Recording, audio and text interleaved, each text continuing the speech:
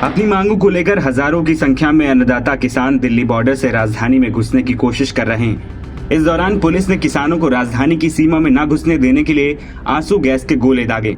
उपद्रव कर रहे लोगों को गिरफ्तार भी किया। इन सब के बीच भारतीय जनता पार्टी के नेता सुधांशु त्रिवेदी किसान आंदोलन पर बड़ा बयान देते हुए नजर आए।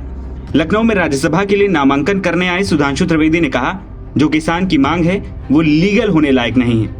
अब तो चुनाव का समय आने वाला है, कोई कानून नहीं बनेगा।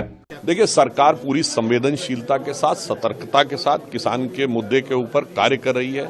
उनकी अधिकांश मांगों को स्वीकार भी कर लिया और आगे भी सरकार पूरी संवेदनशीलता के साथ काम करेगी।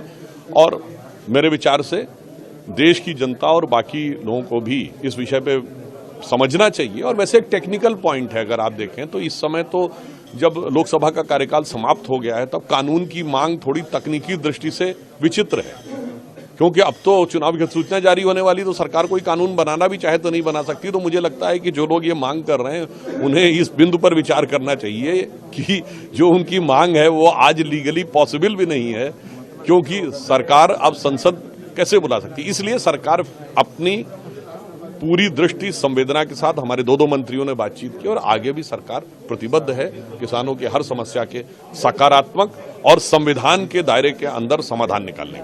दरअसल सुधांशु त्रिवेदी का कहना है कि सरकार किसानों के मुद्दों पर संवेदनशीलता से काम कर रही है और उनकी ज्यादातर मांगे मान ली गयी।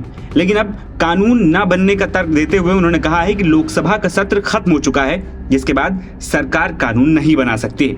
बता दें कि देश की राजधानी दिल्ली एक बार फिर किसानों और केंद्र के बीच टकराव की वजह से जंग का मैदान बन चुकी है।